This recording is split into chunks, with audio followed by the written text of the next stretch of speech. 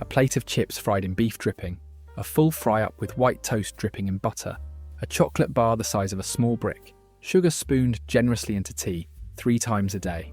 This was the daily diet of an ordinary person living in Britain in 1970. And yet, when old family photographs from that decade are pulled out of a drawer, one thing is impossible to ignore. Almost nobody in them is overweight. Search through a British school photo from 1974, and it is rare to spot a single overweight child in the entire class. Look at a seaside holiday snap from Blackpool or Brighton, and the beach is full of ordinary bodies. Not athletic, not sculpted, just slim by default.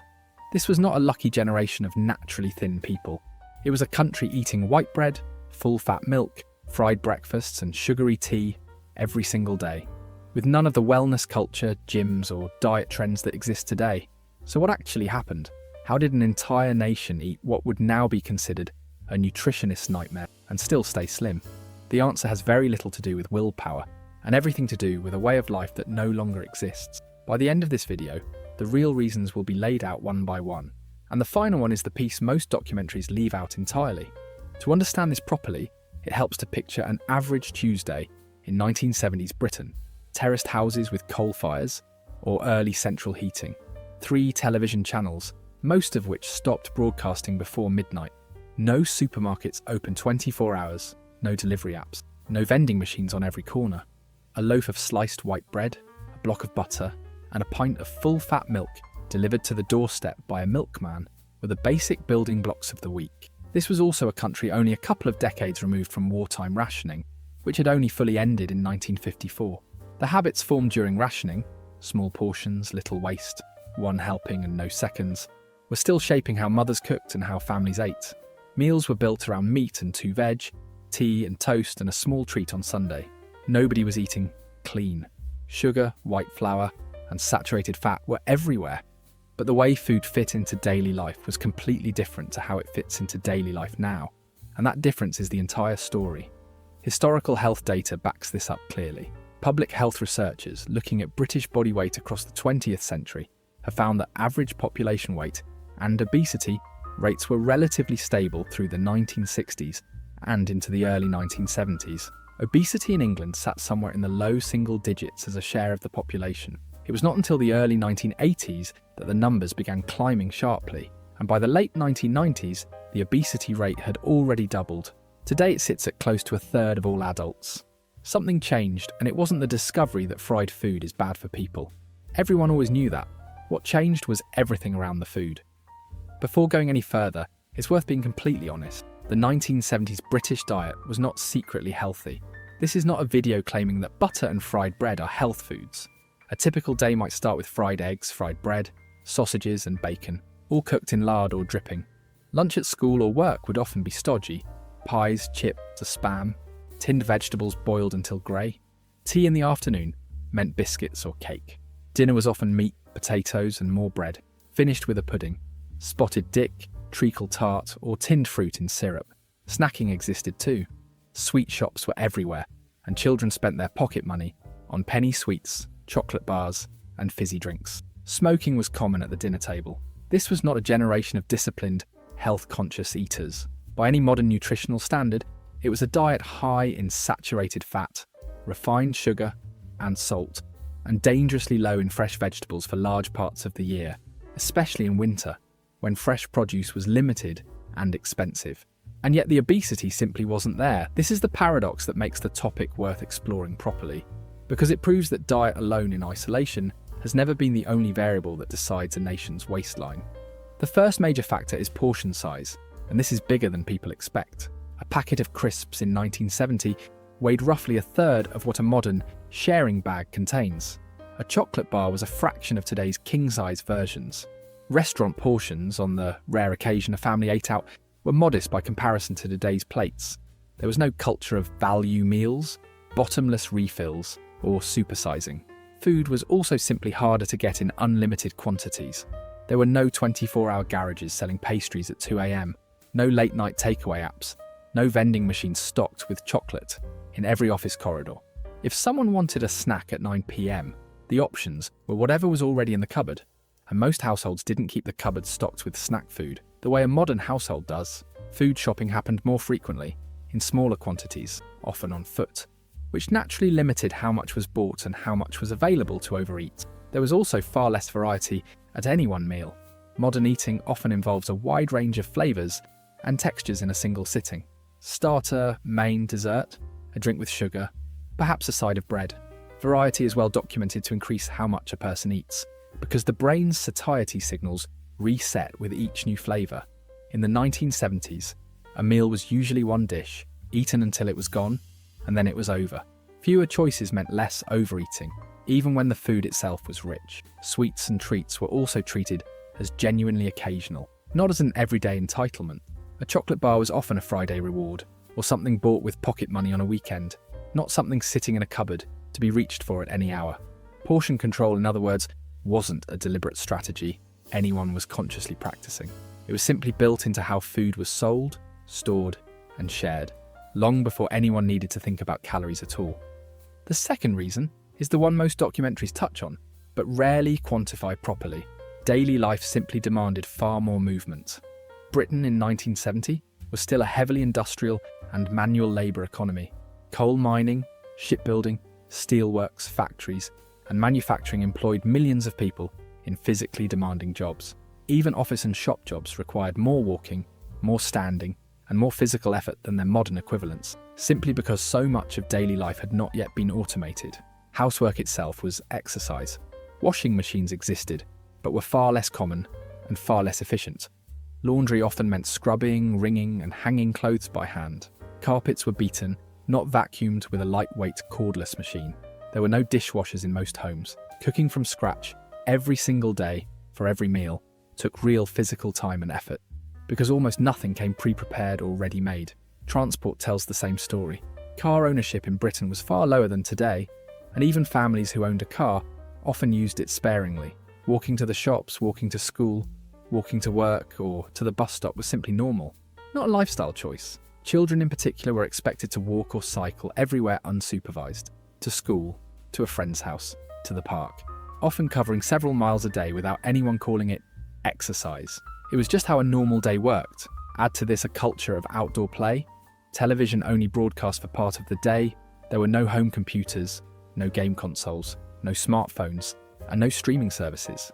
Children were, quite simply, sent outside because there was very little to do indoors. Evenings and weekends were filled with football in the street, bicycles, and physical games, not screens. None of this was branded as fitness. It was just childhood. But the caloric cost of a normal day in 1970 was dramatically higher than the caloric cost of a normal day now for almost everyone, regardless of age. Even leisure for adults tended to involve standing and moving rather than sitting. Pubs, working men's clubs, and community halls were social hubs, and getting to them meant walking, often a fair distance, rather than booking a car through an app. Gardening was a common weekend activity for a huge share of households, and growing at least some of one's own vegetables was still normal, rather than a niche hobby. None of it looked like exercise on paper, but stacked together across a week. It added up to a volume of incidental movement that a modern, desk-based, car-dependent, screen-filled lifestyle simply cannot match. There is a third factor that is easy to overlook. The rhythm of eating was completely different. Meals in 1970s Britain happened at fixed times: breakfast, a midday meal, afternoon tea, and dinner. And grazing between meals was culturally unusual for most adults. Snacking existed, especially for children, but it was nowhere near the constant, all-day, low-level eating pattern that modern life normalised through vending machines, desk snacking, and convenience stores on every corner. There was also far less ultra-processed food in general circulation. This is a separate issue from sugar and fat, which were both present in large amounts. Ultra-processed food, designed in a lab to be almost impossible to stop eating, packed with combinations of fat, sugar, and salt engineered specifically to override natural fullness signals, was still in its infancy as an industry in the 1970s. Most food, even the unhealthy food, was still cooked from a small number of basic, recognisable ingredients in a kitchen, not manufactured in a factory using flavour compounds designed to be hyper-palatable. That distinction matters enormously because the body's appetite regulation system responds very differently to home-cooked fried food than it does to industrially engineered snack food. Restaurant and takeaway culture also barely existed in the way it does now. Eating out was an occasional treat, not a weekly or daily habit. There was no culture of ordering a meal to the door in 20 minutes. This meant that even a genuinely unhealthy diet still had natural limits built into it, simply because of how much friction existed between wanting food and getting it. There is one more factor that most videos on this topic quietly skip over because it doesn't fit neatly into a wholesome nostalgia narrative: smoking. In 1970, smoking rates among British adults were extremely high, with well over half of men, and a large share of women being regular smokers. Nicotine is a well-documented appetite suppressant and mild metabolic stimulant. This does not mean smoking was healthy. It caused enormous harm and shortened countless lives. But it is dishonest to leave it out of an explanation for why obesity rates were so much lower, because it genuinely was one of the contributing factors, alongside everything already covered. A full and accurate picture has to include the uncomfortable parts, not just the charming ones. If diet alone isn't the explanation, the natural next question is, what actually flipped the switch? The data points quite precisely to the early to mid-1980s, as the moment the curve started bending upward, and it wasn't one single cause, it was several changes arriving at once. Manual labour jobs began disappearing as heavy industry declined across Britain through the 1980s, replaced by desk-based and service sector work. Car ownership rose sharply, replacing walking and cycling as the default way to get around. Home entertainment exploded, first with the growth of television channels and home video, then computers, and eventually the internet, pulling both children and adults indoors for far longer stretches of time. Supermarkets grew larger, opened longer hours, and began selling a far wider range of processed, ready-made, and convenience foods, engineered for shelf life and taste rather than simplicity. Portion sizes across the food industry began creeping upward, a trend that has never really reversed, and crucially, snacking between meals shifted from an occasional treat to a constant, all-day habit, fueled by cheap, ever-available processed food. None of these changes happened because anyone made worse individual choices than their parents had. They happened because the entire environment around food and movement was rebuilt, piece by piece, over about 2 decades. And human biology, shaped over millions of years to hold on to extra calories whenever they're available, was simply not built to handle an environment where high-calorie food is available constantly, requires almost no effort to obtain, and daily life demands almost no physical movement at all. This is where the story becomes genuinely useful, rather than just a piece of nostalgia. The 1970s were not healthier because of superior discipline, moral character, or a smarter culture around food. They were leaner because of an environment that made overeating harder and made movement unavoidable. Walking to school, cooking from scratch, limited snack availability, smaller portions, and no all-day grazing culture. That is, in many ways, a hopeful conclusion rather than a discouraging one. It suggests that the modern obesity trend is not a story about a weaker generation failing where an earlier one succeeded. It's a story about an environment that changed faster than human biology ever could. Understanding that difference is far more useful than simply admiring old photographs and wondering where the magic went. Because the magic was never a secret diet. It was daily walking, smaller portions, less snacking, less ultra-processed food, and a world with fewer easy calories sitting within arm's reach at every hour of the day. Closing/CTA, 10:45 to 11:30. Britain in 1970 wasn't secretly eating healthily, it was living in a completely different physical world, one built around walking, scarcity, and structure, rather than convenience, abundance, and constant snacking.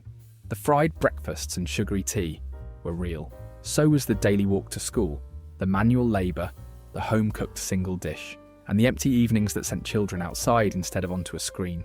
If this kind of deep dive into everyday British history is interesting, there's a whole series exploring how ordinary life in Britain has quietly transformed over the decades.